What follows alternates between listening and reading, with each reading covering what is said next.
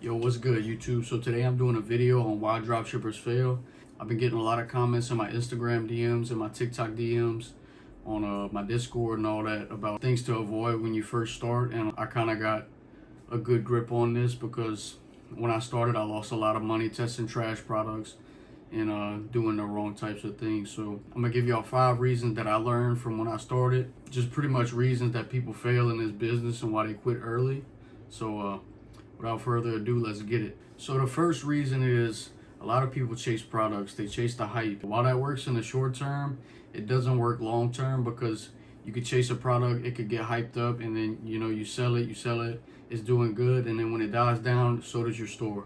You're not really creating a brand with it, and that's the main thing you want to do. You want to look like a brand, bro. You don't want to look like just another drop shipping site like everybody else. You know what I mean?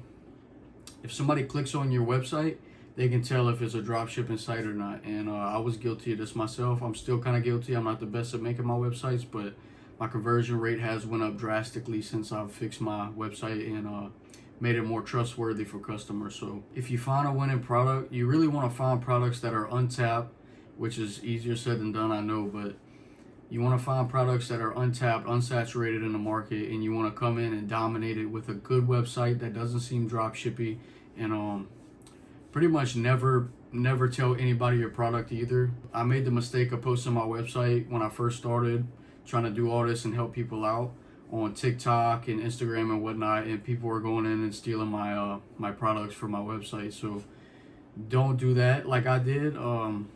That's a bad idea. It will oversaturate the market when people steal your product and they're all posting it. So yeah, do not do that either. So that's reason 1. Reason number 2, and this is a really big one. My dog is going crazy back there, bro. But reason number 2 is you stop running ads and stop testing products before the data shows up.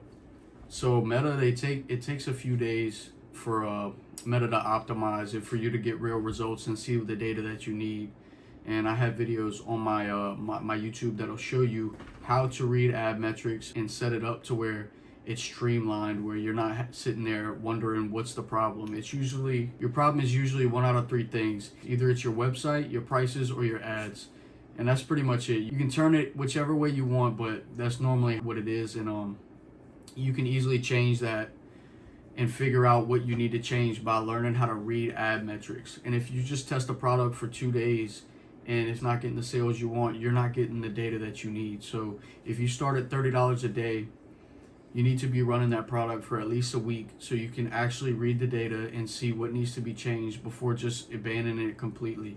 Now, some products, if it really isn't doing good, then you have to abandon the product early. But most of the time, a lot of people are jumping ship way too fast, dude. They're not reading the data and waiting for the data to come in and for Meta to show you what you need. So that's reason number 2. Reason number 3 I kind of talked about in reason 1 is unworthy websites. Like I said, when somebody clicks your website and they see that it's just another drop shipping website, they're going to click off immediately. They're not going to buy.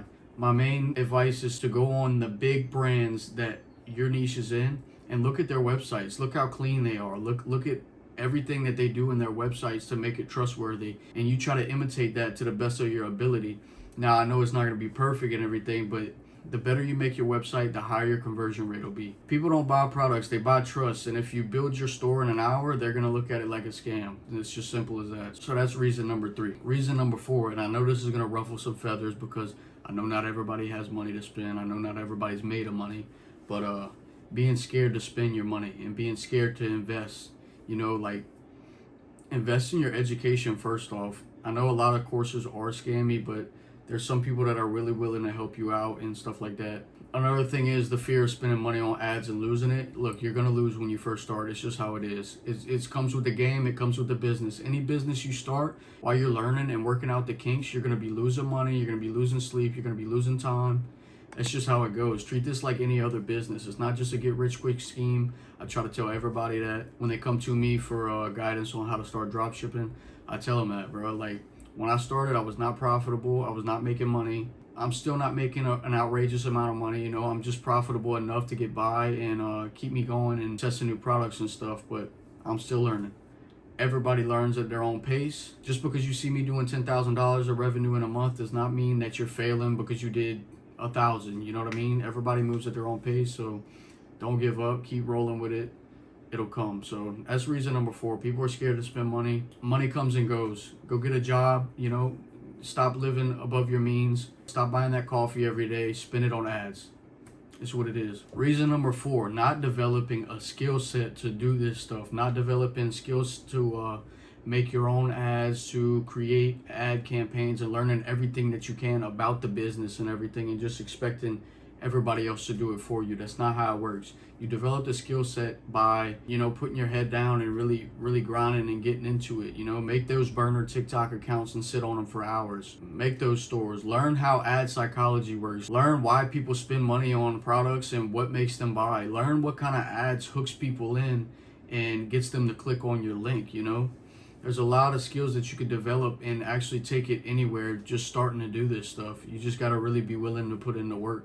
And a lot of people aren't, mixed with all the other reasons that I listed, which there's plenty other more. I'm just listing the ones that I thought of off the top of my head. But you can really learn how to do Photoshop, learn how to edit videos, learn how to build a brand. There's countless hours of free info on YouTube that you can go on and learn all this new stuff to be able to apply it to your business. And that's the biggest thing I preach, is just learning. Keep learning and never stop learning. Don't just expect a handout and expect people to do it for you, because that's not how it works. So that's reason number 5. I guess to finalize everything, people that win in this space, they don't just guess. They don't just treat it like gambling. You know, at first when you start, it is going to be kind of like gambling. But as you keep going, you figure out what's going to work and what's not. That just comes from experience. And like I said, losing money. Don't be scared to lose money.